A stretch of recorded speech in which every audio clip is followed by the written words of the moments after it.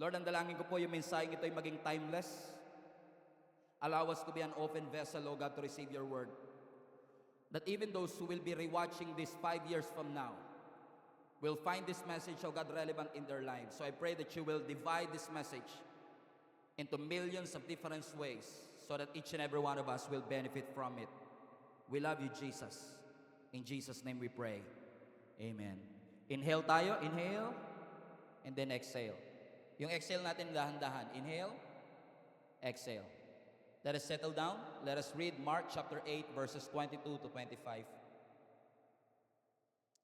They came to Bethsaida, and some people brought a blind man and begged Jesus to touch him.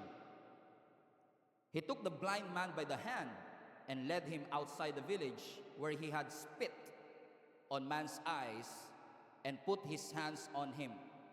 And Jesus asked, "Do you see anything?"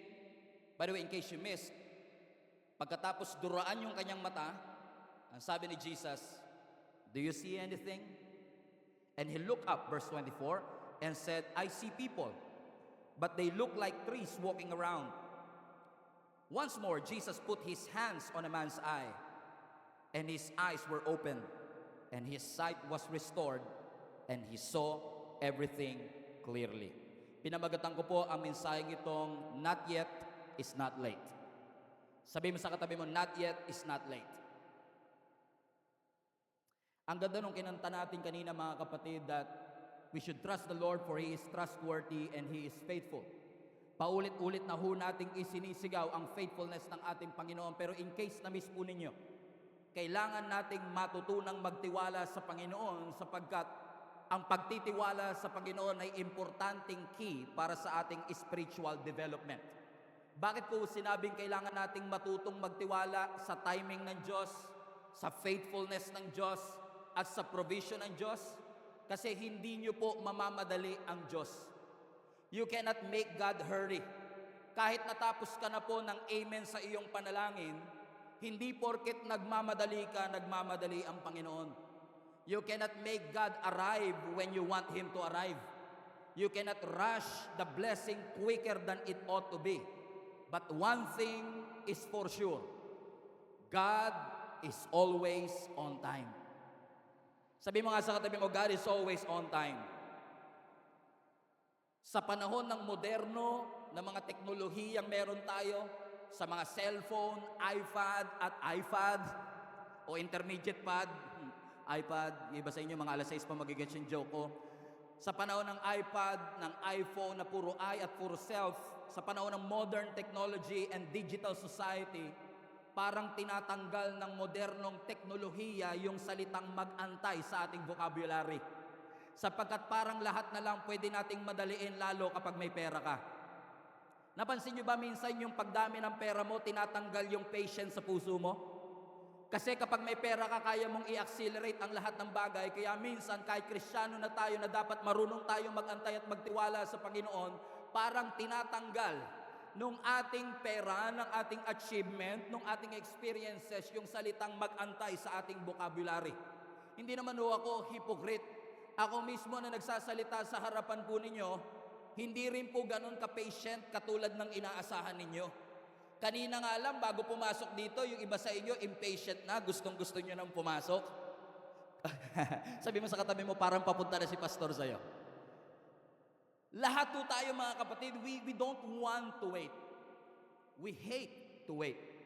Kapag natatraffic tayo, kapag pumipila tayo sa cashier sa grocery, kapag tayo ay pumipila sa doctor's appointment, umuugong ako dito, anak, pasuyo. Kapag tayo ay nakikinig ng Word of God, gusto nating madaliin ang lahat ng bagay.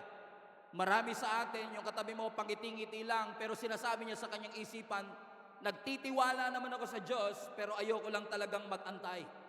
Gusto kasi natin yung easy-baked answered prayer, na kapag nanalangin tayo, gusto kagad natin may sagot ang ating Panginoon.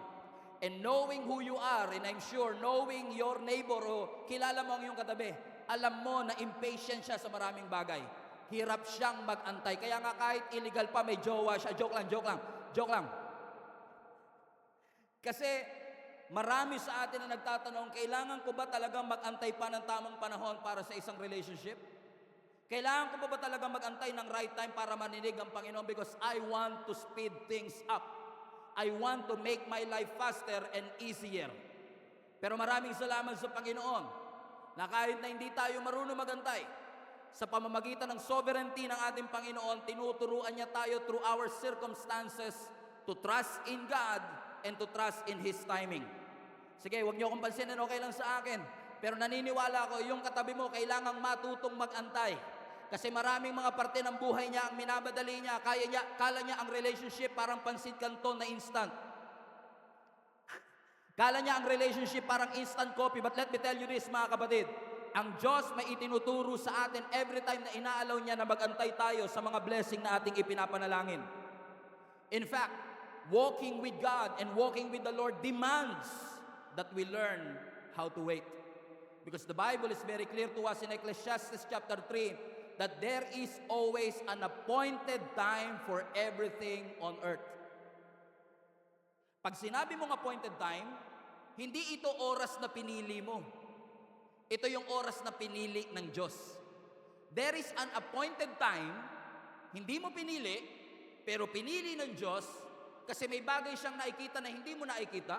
May bagay na alam ang Diyos na hindi mo alam. Ang ganda ng storya natin, mga kapatid, sa binasa nating text, kung saan ang sabi ng scripture, may isang lalaki na bulag.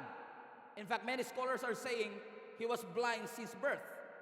Ang sabi ng verse 22, nung ang ating Panginoong Yesus ay pumunta sa Bethsaida, may mga tao na nagdala ng bulag na lalaki, watch this, and he begged Jesus to touch him. Everybody say beggar. He was begging for healing. He was not begging for money. At marami sa atin, pastor, hindi ako makarelate kasi hindi naman po ako pulube. I'm not begging for money. And yes, maaring milyon-milyon ang laman ng bank account mo. But at some point, many of us are begging for something to the Lord. Kapag depressed ka, you are begging for peace. Kapag may sakit ka, you are begging for healing. And this guy who has been blind since birth is actually begging not just for restoration, but a miracle from the Lord. He was waiting, he was longing, and he was hoping for a miracle. Nasasaktan siya, may sakit siya, but yung kanyang hope nung makita niya si Jesus Christ ay muling nabuhay. Everybody say blind. He was blind since birth. And look at me, look at the screen. He was not asking for something that he had before.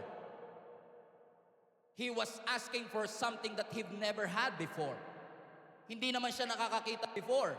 So ang pinapanalangin niya sa Panginoon, Lord, I want to experience sight for the very first time. Iba ito sa miracle kung saan yung babaeng dinudugo for 12 years. Remember that story? Kasi kung dinudugo siya for 12 years, ibig sabihin, naranasan niya yung walang dugo. And now he was asking God for healing. Naalala niyo mga kapatid, yung lame man na 38 years na nasa gilid ng Bethesda, John chapter 5, nasabi na scripture, he was lame for 38 years. And according to Bible scholars, this guy was about 40 plus years old. So kung 40 plus years old na siya, 38 years siyang crippled, ibig sabihin naranasan niyang lumakad sa kanyang buhay. And then nung dumating ang ating Panginoon, sabi niya, Lord, I want to walk again. Kilala niyo si Lazarus, right? Si Lazarus, nung namatay siya, kaya nga siya namatay kasi buhay siya before. Duh. At nung namatay si Lazarus, 4 days after his death, ang sabi ng scripture, binuhay siya ng Panginoon. Yung babaeng dinudugo for 12 years, binalik ang kanyang health. Yung lalaking lame, binalik ang kanyang paglakad. Si Lazarus, binalik ang kanyang buhay. Pero itong bulag na to, walang maibabalik sa kanya kasi never niya pang naranasan ang makakita sa kanyang buhay. Am I making sense, mga kapatid? But let me tell you this, kahit never pa siyang nakakita, and he is asking God to give him something that he'd never had, let me give you a wonderful news. God is able to give you something that you never had before. He is not just a God of restoration. He is not just a God of healing. He is a God of something new. Hindi lang nire-renovate ng Lord ang nakaraan mo. Hindi lang niya nire-recycle ang past victory mo. May bagong victory na inilaan ng Panginoon sa iyo. May bagong breakthrough na inilaan ng Panginoon sa bawat isa sa inyo. Everybody say bago. Put that in the chat. Something new. Yes, God is a God of restoration, but God is a God of new things. And by the way, speaking of new things, speaking of unorthodox ways, pasensya nyo, kilala nyo naman yung pastor nyo, bulol talaga ever since. Pero speaking of unorthodox way of miracle, Jesus did something that many of us never seen before. Ang sabi ng scripture, mga kapatid, sa verse 23, yung bulag na ito, na hindi nakakakita, look at the screen, he took the blind man by the hand and led him outside the village. Highlight this part. When he had spit. Ang ganda pakinggan sa English, no? Pero sa Tagalog, dinuraan. Bulag ka na nga, dinuraan ka pa. Grabe naman yung trahedya ng lalaking ito sa kanyang buhay. Jesus spit, unorthodox. Alam nyo, sometimes, iba talaga si Lord, no? Before pandemic, ang orthodox way of evangelism, bring the people to the doors of your church. But God did something to our church 4 years ago, na hindi na kailangan pumasok sa pintuan ng church natin para maging pamilya ng ating simbahan. In fact, maraming nandito ngayon, lumipad pa, nagbiyahe pa ng maraming oras. You consider this church to be your church, pero never pa kayo nakaapak sa pintuan ng ating simbahan. But God changed something in your life. God did something miraculous in your life. And what God did for our church for the past 4 years have been astronomical and unorthodox. Kasi may mga tao tayong naaabot from different parts of the globe. Let me know in the comment section. We have literally millions of people. And this year we have reached 15 million people worldwide by the grace of God. Because He is doing something new to our lives. Sabi ng scripture, itong bulag na ito, nung dinuraan ng ating Panginoon sa kanyang mata, tinanong siya ng Panginoon, may nakikita ka ba? Sino sa inyo naniniwala, mga kapatid, hindi na kailangan ni Lord ng props para makagawa ng isang milagro? Kasi ginawa niya na nga kay Bartimaeus before. Bulag din naman yun, pero nakakita kahit walang dura. Pero minsan, spit happens. Sabi mo nga sa katabi mo, sometimes, spit happens. Put that in the comment section. Parang iba tunog Sometimes, spit happens. Mga unorthodox way of God bringing the miracle to our lives na hindi natin inaasahan, parang nakakadiri, pero sometimes you have to endure the mess for you to experience the miracle. Lalo na yung Global Fund natin, baka naglalunch sa mga oras na ito. Sabi niyo, Pastor, nakakadiri naman yan. Pero alam niyo, sa perspective ko, it is a miracle, it is fascinating. You know why? Because just imagine this. Kung dinuraan ka, nasa iyo yung saliva, ibig sabihin nasa iyo yung DNA ng Creator ng heavens and the earth. Pero nakakadiri pa din. It's gross. Nakakadiri. It's messy. But your mess is a potential for miracle. In fact, sometimes God does His biggest miracle in our mess. That sometimes spit happens. Naalala ko many years ago, nung nagsisimula pa lang ako magpastor sa simbahang ito, I'm not trying to make this message about me, but let me tell you a story. Nung nagsisimula po ako noong 2013 na magpastor ng church na ito, pag nag-i-invite ako ng mga kapamilya, ayaw nilang pumunta kasi sa Caloocan daw maraming snatcher.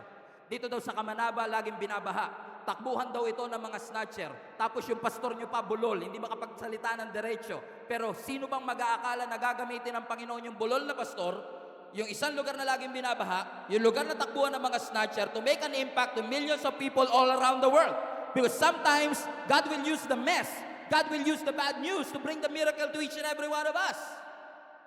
I have never imagined that God is going to use this platform to reach millions of people worldwide. I have never imagined na dadali ng Panginoon ang simbahan. By the way, noong 2013 na magsimula akong maging pastor, malaki na ang Gia Kamanaba. O monumento pa ng time na yon. We have literally hundreds of people, and at that time, 100 people is already big. Pero sino ba mag-aakala na kaya pa palang i-level up ng Panginoon yung inaakala mong malaki na? Kaya don't settle for less. Because God is able to do immeasurably above and beyond what you could think or imagine. Minsan, it's your mind that makes you small. Minsan yung thinking natin, yung pangarap natin ang nagpapaliit sa kakayanan ng ating Panginoon. Pero sino ba mag-aakala that God will use yung simbahan with 100 members to now literally tens of thousands of members all across the world?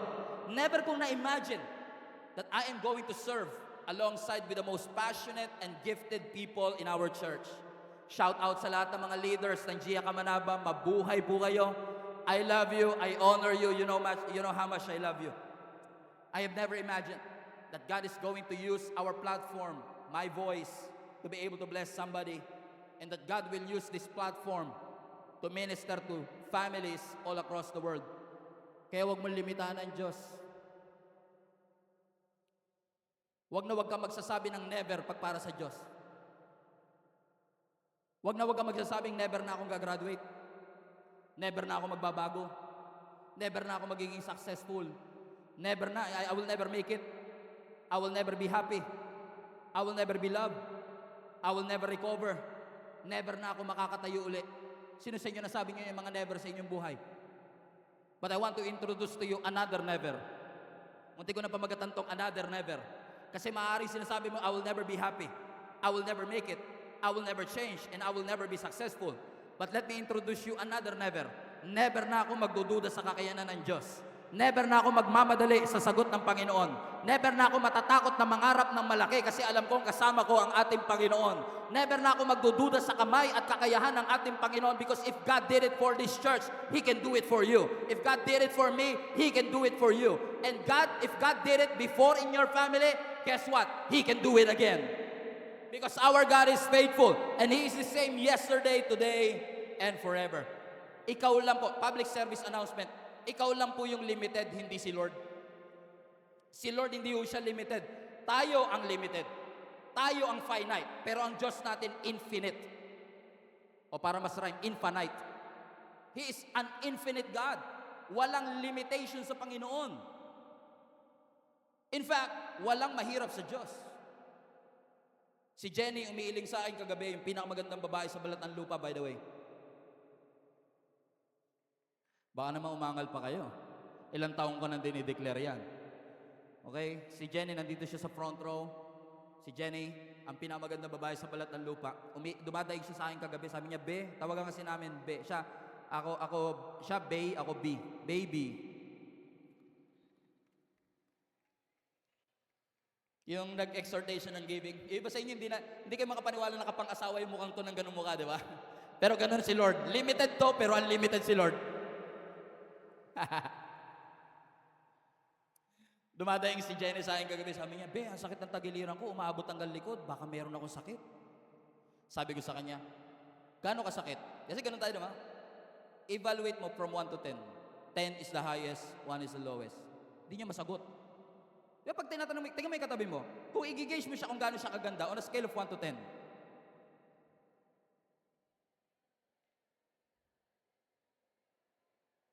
Negative, bro. Huwag naman negative. Grabe ka naman. Sobra ka naman.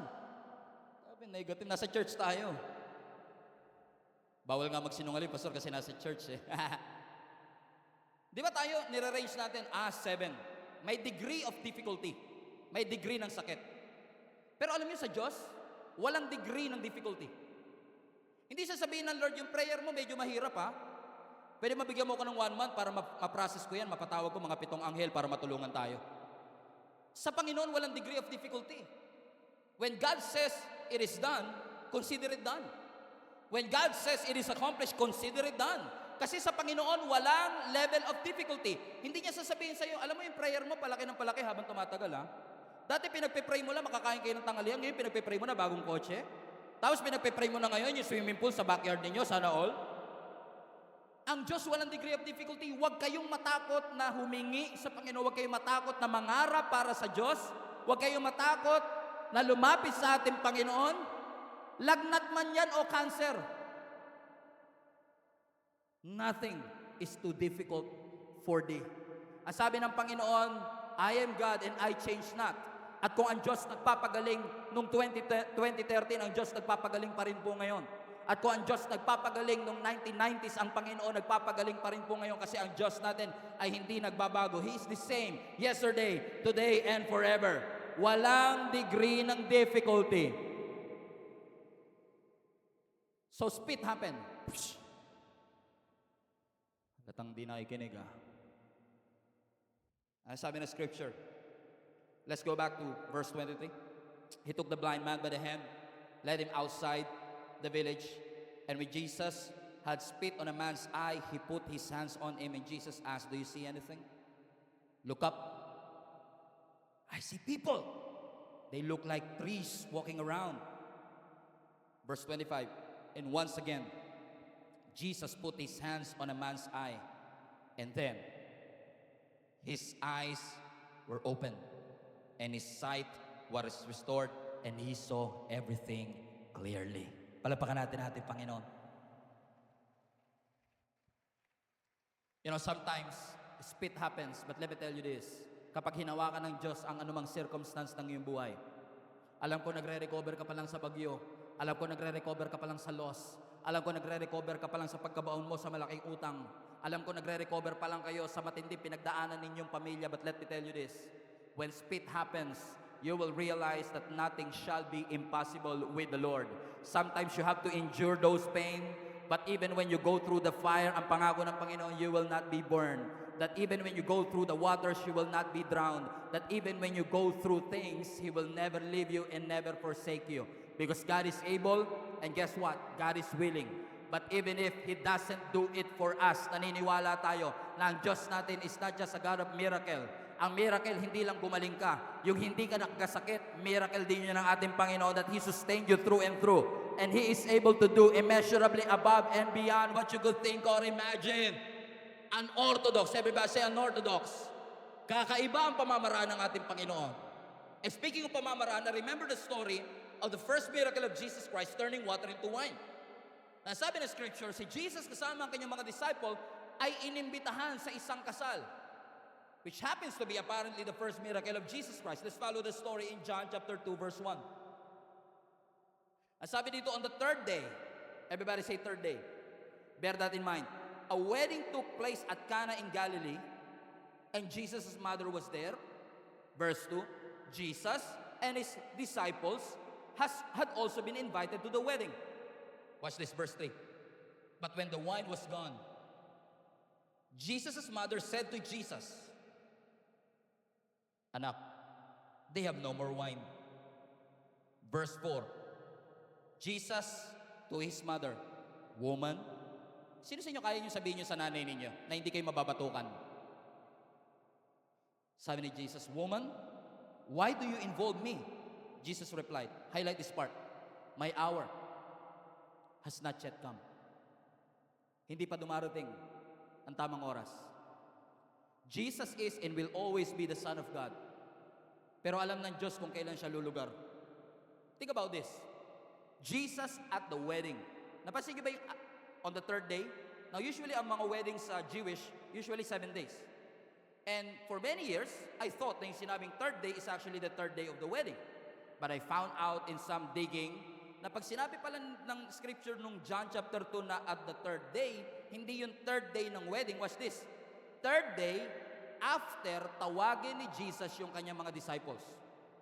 So ibig sabihin, bago pa lang yung kanilang team, ang unang-unang pinuntahan ni Jesus, wedding. Now think about this. Hindi naman Bible scholar yung mga disciple ni Jesus Christ. Hindi naman yan magagaling sa theology. Kailangan niya ng training, right? Kailangan nila ng konting pag-aaral, kailangan nila ng konting kaalaman mula sa Panginoon. And think about this, on the third day ng discipleship journey ninyo, sabi ni Jesus, inimbitahan ako sa kasal, sama kayo? Jesus and His disciples were at the wedding, knowing that Jesus' ministry is only 3.5 years. Hindi ba busy ang ating Panginoon? Lord, yung mga disciple mo, hindi yun mga Bible scholars. And apparently, kaya pala nandun si Jesus at ang kanyang mga disciple, they were invited. Everybody say invited. And think about this, yung inimbitahan, wala sa presidential table, normal na guest lang, pero apparently yung guest naging savior of the wedding. Kasi God did something that other people cannot do. He turned water into wine. And let me tell you this, mga kapatid, masusurpresa ka kung saan magpapakita ang Diyos basta imbitahan mo ang Diyos. The moment that you invite Jesus into your life, into your family, into your career, you will be surprised. na kapag inimbitahan mo ang Panginoon, He will show up. He is omniscient after all. Alam niya ang lahat ng bagay. And I know what you're asking in your mind. Kung talagang omniscient ang ating Panginoon, Pastor, bakit naubusan ng wine? Di ba kung talagang omniscient ang Diyos, di dapat may dala na kagad siyang wine nung papunta pa lang siya kasi alam niyang mauubusan. Ako lang ba yung ganito mag-isip? Yan, okay? At kung talagang omniscient ang ating Panginoon, bakit pa inantay ng ating Diyos na maubos yung wine bago siya kumilos? Kasi kung itutuloy natin ang story, mga kapatid, ang sabi ng verse 5, balikan natin verse 5. Let's read this. His mother said to his servant, do whatever he tells you. Verse 6. Nearby stood 6 stones of water jars, the kind of used for Jews for ceremonial washing, and each holding from 20 to 30 gallons times 6. Kayo na bahala. Verse 7. And Jesus said to the servants, fill the jars with water.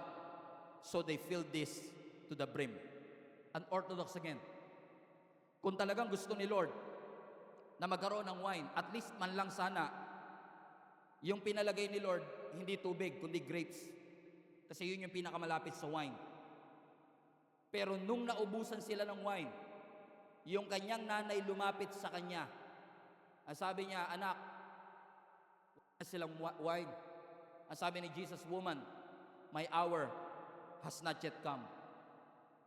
Alam ni Jesus na ubos na yung wine. Pero ang sabi ni Jesus, not yet. Parang wala na akong kausap pa. Kasi kung talagang omniscient si Lord, hindi niya na dapat inayaang maubos, di ba? Ba't kaya minsan ahayaan pa ng Lord masaid bago siya kumilos? Yung earthly wine was gone, tapos tsaka pala magsisimula. Alam mo, may tinuturo Panginoon talaga sa atin eh. Bakit si Abraham kailangan 100 years old pa siya bago manganak si Sarah kay Isaac? Bakit si Moses nag-antay pa ng 40 years in the wilderness bago nila mapasok ang promised land? Bakit kaya si David nag-antay pa ng 20 years bago siya makaupo sa trono?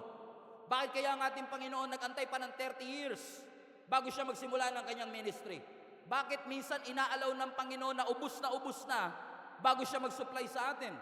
Lord, pwede ba tulungan niyo po kami habang hindi pa po maintaining balance yung aming bank account? Mag-supply ka na po. Pero minsan nahayaan ng Panginoon kahit yung maintaining balance, ma-withdraw mo. Bago mag-supply ang ating Panginoon. Pero alam niyo, tinuturo ng Panginoon sa atin, hindi porket ubos na, tapos na. Hindi porket ubos na. Sabi mo sa katabi mo, at least 3 people, put that in the chat. Hindi porket ubos na, tapos na. Hindi porket ubos na ang energy, tapos na ang Diyos. Hindi porket ubos na ang creativity, tapos na ang Panginoon. Hindi porket ubos na ang sagot, tapos na ang Panginoon. Hindi porket ubos na ang oras, tapos na. Hindi porket 33 ka na, tapos na ang Panginoon. May papadala si Lord na para sa iyo. Hindi porket 40 years old ka na, tapos na ang ating Panginoon. Si Abraham, hula ko lang to siguro naman, hindi naman sinabi ni Abraham, di ba yung mga couple ngayon sabihin, pag nagpakasal kami, mag-aantay lang kami mga 3 years bago kami mag-anak. Di ba? May mga ganun tayo.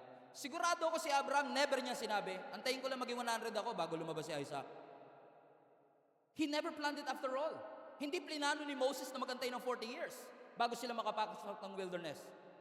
Hindi inantay ng lame man na abutin siya ng 38 years. Hindi inantay ng taong ito na tumanda na siya bago siya makakita. Pero hindi porket ubus na ang pagkakataon, ubus na ang resources, ay tapos na rin ang ating Panginoon.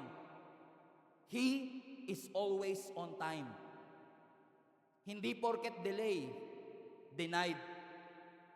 Hindi porket not yet, ay nag-no na ang Panginoon.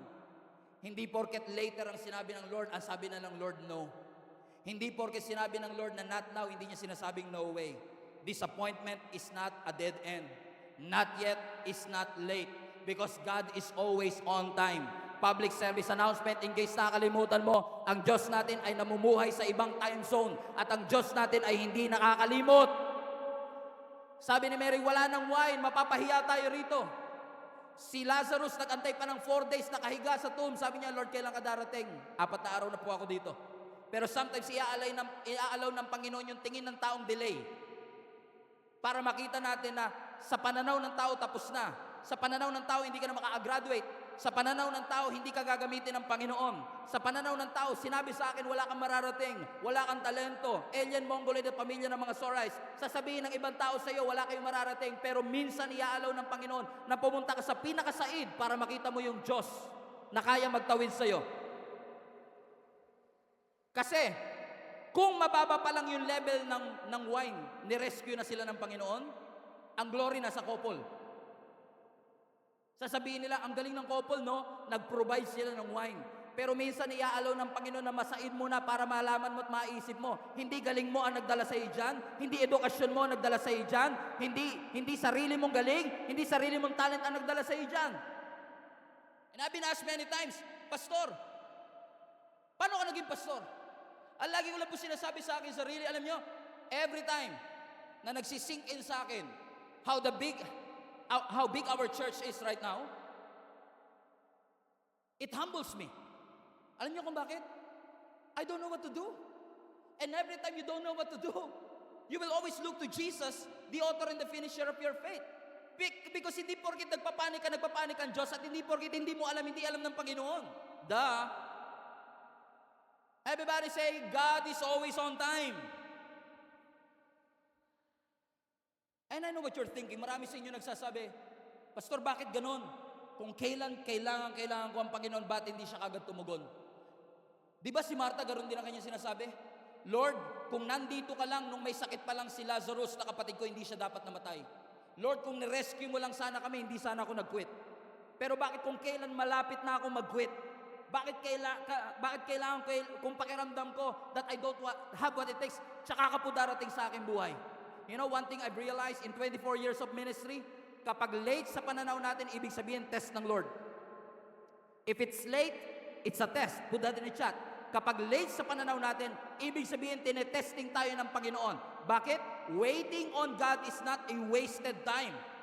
While we wait, God wants us to be purposeful. Because you know what? What makes our faith anti-fragile is not our ability to wait, but it's our attitude while we wait. What is your attitude while you are waiting for that miracle? And can I just say this to you? Nung 4 years at 5 years ng church, nandito sila at si Jenny. Sayang wala si JM, pero kung nandito siya, he will say the same thing. Nung nagpipray kami sa Panginoon 4 years ago, 5 years ago, this is already what we've been praying for. Sinasabi namin sa sarili namin, na Lord, maraming salamat for the effort and the sacrifice and the dedication of the leaders of our church. Pero bakit parang walang breakthrough? Bakit hinahayaan mo, Panginoon, na mahirapan kami? Na parang pakiramdam ko, walang epekto ang lahat ng aming ginagawa. Alam mo, sabi lang ng Panginoon, ngayon, na-realize ko, hindi porke sinabi ng Lord 5 years ago na not yet, ay hindi ibig sabihin hindi natutugon ng Panginoon. And right now, I want to thank the Lord na hindi niya binigay sa akin yung blessing o yung ganitong responsibility 5 years before. Kasi kung binigay ng Panginoon 5 years before ito, nung dumadaan ako sa depression, I would never make it. But I want to thank the Lord for all the great things that He has done. Inalaw niya na dumaan ka sa depression, inalaw ng Panginoon na dumaan ako sa hirap, inalaw ng Panginoon na matuto kami, inalaw ng Panginoon na makita namin ang mga bagay na hindi namin makita para ipakita ng Panginoon ang kaya niyang gawin kapag marunong kang mag-antay at magtiwala sa ating Panginoon. Sabi nga po sa Bisaya, salig sa Ginoo sa tibuok mong kasing-kasing. Ibig sabihin, trust the Lord with all your heart and lean not on your own understanding. Padayon gyud. Sabi mo sa katabi mo, magtuloy ka kapatid. Kasi kapag may purpose ka, hindi nakakapagod. Kapag may purpose ka, infinite ang stamina mo. Unfortunately kasi for many of us, ang gusto lang natin sa buhay sumaya. Nakalimutan natin maging purposeful. Anyo mga kapatid, kung ang gusto lang ng Panginoon lagi by the way, if you are looking for a comfortable church, this is not the church for you. Because our leaders will keep on pushing you forward to do what God has called us to do. To go to bear fruit and to have our fruits remain. Para punuin ang langit para sa kanyang kalwalatian. And it is fulfilling to be able to be used by God sa journey na ito kasama ang ating Panginoon. Pero hindi lahat ng journey natin, hindi lahat ng parte ng buhay natin masaya. Kung ang habol lang natin kasiyahan, hindi natin kailangan ng Diyos. Clown lang pwede na. Pero minsan iaalaw ng Panginoon ng kalungkutan ang paggawala. Kasi sa totoo lang, marami sa atin nakangiti pero empty. Malaki ang bahay pero may kulang. komportable ang buhay pero parang may mali. Pero kapag ikaw ay purposeful sa gustong ipagawa ng Panginoon sa iyo, infinite ang iyong stamina. Ang sabi ng Habakkuk chapter 1 verse 2, Prophet Habakkuk prayed to the Lord, Lord, how long? I don't know who is this for. Baka mamaya, yung katabi nyo, hindi naman nag-aantay sa Panginoon, but time will come na itetest ng Panginoon ang endurance mo at ang patience mo at ang faith mo sa ating Panginoon. At maaaring ma-pray mo rin ang pray ni Prophet Habakkuk. Kilala nyo ba si Habakkuk? Si Prophet Habakkuk, siya yung propetang mahabang magluto.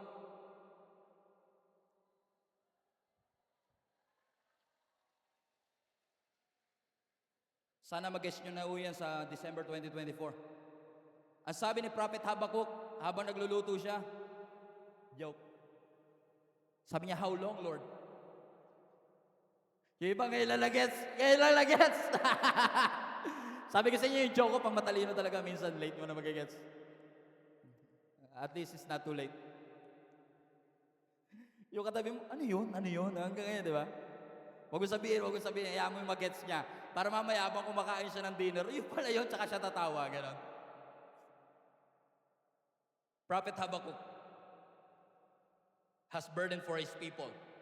In-announce niya yung coming judgment for his nation. Nakita niya sa vision niya yung violence. Nakita niya sa vision niya yung injustice. Kaya sinasabi niya sa Panginoon, Lord, gaano katagal? Hindi ko na po masikmura yung hirap na pinagdadaanan ng aking mga kababayan. And I can sense the desperation in his statements.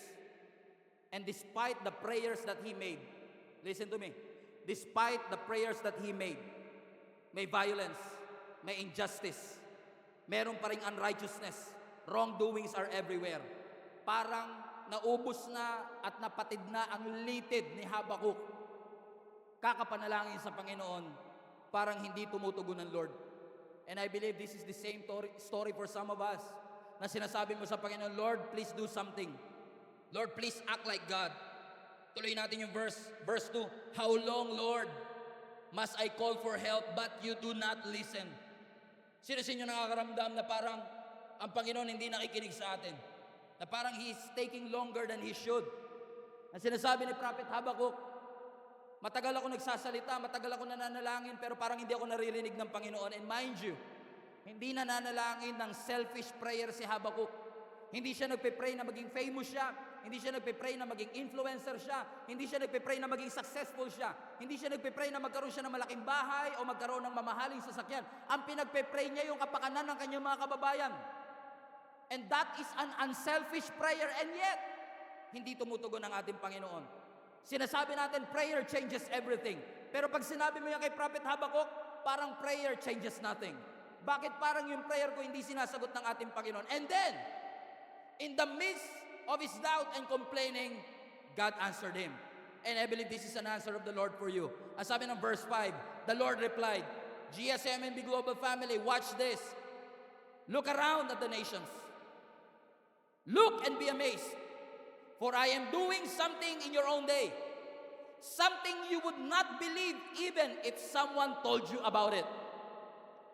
So hindi porkit wala ka nakikita, walang ginagawa ang Diyos. In fact, ang sabi ng Scripture, prepare ng Panginoon yung isang bagay na kapag nangyari sa iyo at kuwenento mo, hindi sila maniniwala.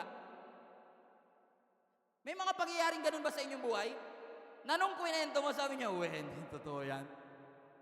Pag kuwenento mo na, alam mo ba, Gia Kamanaba, 11 years, and it has reached more than 30 countries, and it has reached tens of thousands of people for the glory of God.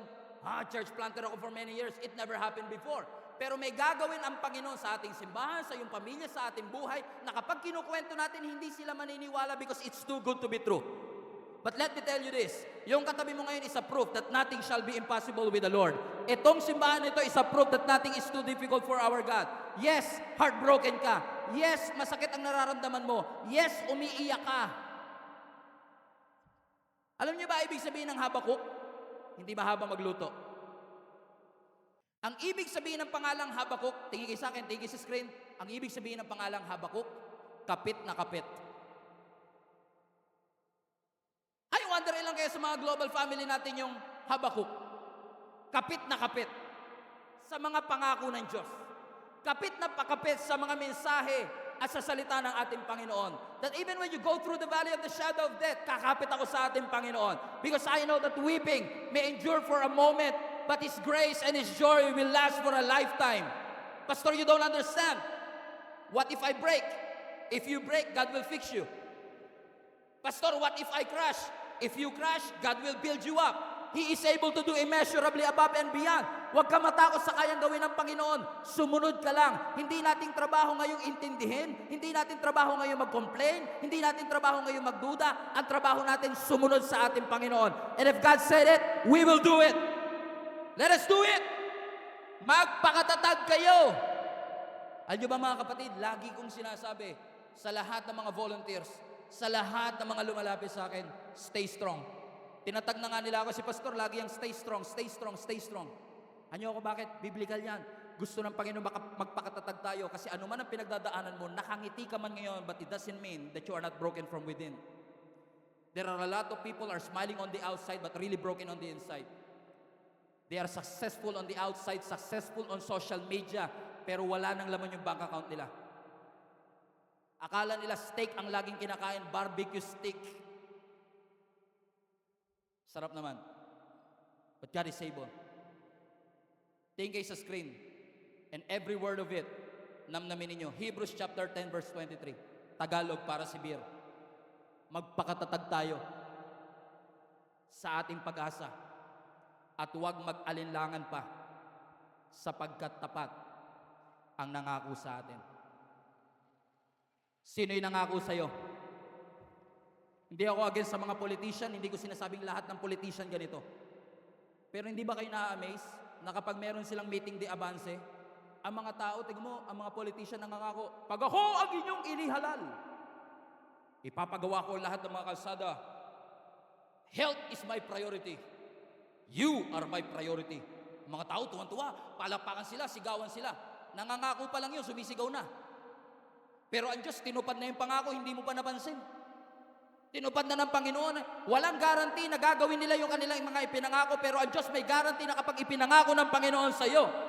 Bakit masyado kang tahimik sa lahat ng bagay na ginawa ng Diyos? Hindi pa ba sapat ang buhay na meron ka? Hindi pa ba sapat ang mga kaibigang ibinigay ng Panginoon sa iyong buhay? He is able to do it. Buti pa sa iba lakas sa sigaw natin, pero sabi ng Panginoon, magpakatatag kayo. Hindi porke sinabi ng doktor wala ng pag-asa, mag-give up ka na. And we have a lot of people here, cancer survivors. Sumigaw kayo kung kayo ay cancer survivors. Na sinustay ng ating Panginoon. That even when your business is going down, don't lose hope. Kahit pakiramdam mo limited, don't lose hope. Kahit may scarcity, don't lose hope.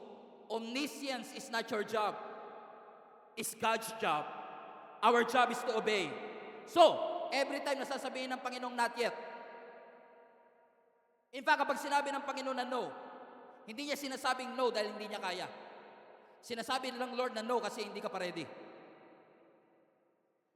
He is trying to get you to get ready for all the blessings that God has done. And I would like to hold our positions here. Ibig sabihin, kapag ang Diyos nagsabi ng not yet, kapag ang Diyos nagsabi ng no, hindi siya rejection. God's no is not rejection. He's just saying, not yet. And when God says not yet, it's not late. God is preparing you for everything that He has prepared for you. It may look like it's over until it wasn't.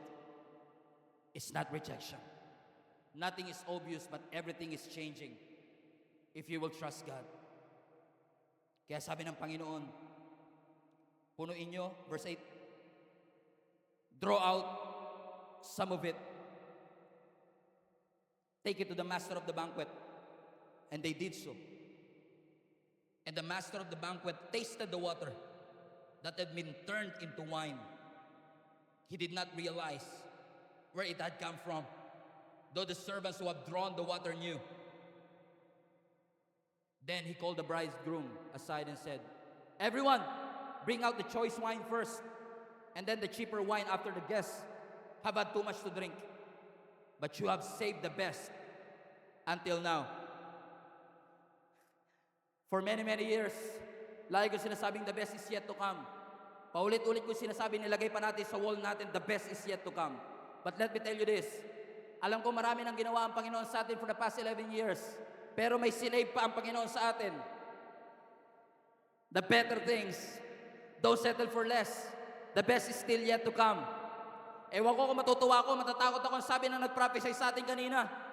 Dati pinagpipray natin libo-libo. Pero ngayon ipag-pray na natin at i-claim na natin, millions of people, God will do in our church, through your generosity, through your efforts, and you will see the greatness of God in your life. So every time you feel like it's not enough, give it to the Lord who is more than enough.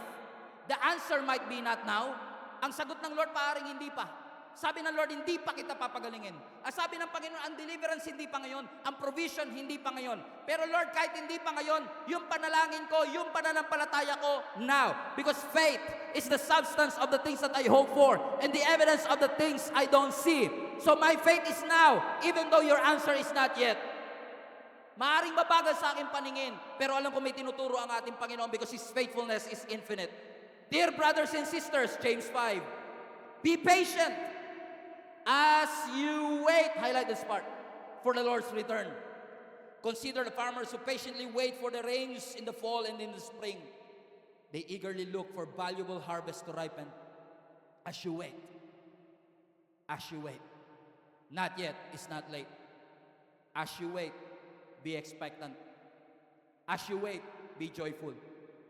As you wait, be hopeful. Because as you wait upon the Lord, there must be an expectation that something good is about to happen to you. Sino sa inyo mga expecting? Sino sa inyo nag-e-expect sa gagawin ng Panginoon sa kanyang buhay? Bigyan ko kayo ng pagkakataon para makita ng mga angel na nagtaas kayo ng kamay. Sino sa inyo ang expectant sa gagawin ng ating Panginoon? Yung marami sa inyo nag-e-expect, matagal na kayong buntis, hindi nyo palang alam. Kasi hindi pa kita. Pero hindi porket hindi kita, walang nangyayari sa loob. In fact, let me tell you this. Yung salitang as you wait is actually in the Greek word, parang buntis na nag-aantay ng paglabas ng bata. That as you wait, you cannot see what's inside the womb, but you know something is there. And you are expecting, kaya nga tawag natin sa English, I'm expecting. Ibig sabihin, at some point, after 9 months, nag-e-expect ka na yung tiniis mo, yung pinaghirapan mo, yung nagpalaki ng tiyan mo, suddenly, it will come out. And you are expecting sa gagawin ng ating Panginoon. And I believe with all my heart, hindi mo man nakikita ang mga bagay na ginagawa ng Diyos sa'yo. Hawakan mo na yung tiyan mo ngayon, hawakan mo yung tiyan mo ngayon. Sabihin mo sa Lord, Lord, I am expecting. Katulad ng buntis, hindi ko nakikita pero alam ko nandito siya. Hindi ko nakikita pero alam ko lalabas na rin po ito. The breakthrough is in my womb. The healing is in my womb. The victory is in my womb. The harvest is in my womb. Kaya mga kapatid, let us shout unto God with a voice of triumph. Kasi alam natin, hindi pa man lumalabas, alam natin that something good is going to happen to us. That when we expect something from the Lord, sabi ng Lord, not yet. It's too early. Huwag mo madaliin. Pero hindi porke sinabi ng Lord na not yet, ay late ang ating Panginoon. Ang ating Panginoon is always on time. So every time na madidisappoint ka, marami sa atin, pag Monday, disappointed. And then boom, miracle happens. Suddenly, God answers our prayers. Marami sa inyo, for 12 years nag-aantay kayo, Lord, kailan mo kaya kami bibigyan ng anak? Kailan mo kaya kami, boom, bigla ka mabubuntis. For many years, you've been expecting, Panginoon, 25 years na po ako sa trabaho ko, hindi pa rin po ako nagpo-promote. Every time papasok ka trabaho, disappointed ka, and then boom! Bigla kang gugulatin ng Panginoon. I believe with all my heart sa 2025, maraming gugulatin ng ating Panginoon. Buntis ka na pala, hindi mo pa alam. Buntis ka na pala, hindi mo pa alam. And I want you, mga kapatid, to put your faith to the next level and say, Lord, I am expecting for all the great things that you have done. I am expecting kasi alam ko na ikaw ay Diyos na totoo sa iyong mga pangako. Salamat kahit hindi ako karapat-dapat, nilinis mo ang aking mga kasalanan. Salamat kahit hindi ko deserve, ikaw, Panginoon, na nagbigay sa akin ito. Because nothing shall be impossible with our God. How many among you are expecting for something good? Let's give Him some praise. Hello Global Family, thank you for watching. If this message have impacted your life, please consider subscribing. Let us know in the comments what God spoke to you today. Where are you streaming from? Or how can we pray for you? We pray in Jesus' name that we will continue to advance God's kingdom through the spreading of His word through this online platform that we have. If you want to support the ministry of Jesus is Alive community, I want to encourage you to support financially and give. Go to our website, gsmnb.com/give, for you to know all the ways that you can support this ministry. I hope to see you soon. God bless you.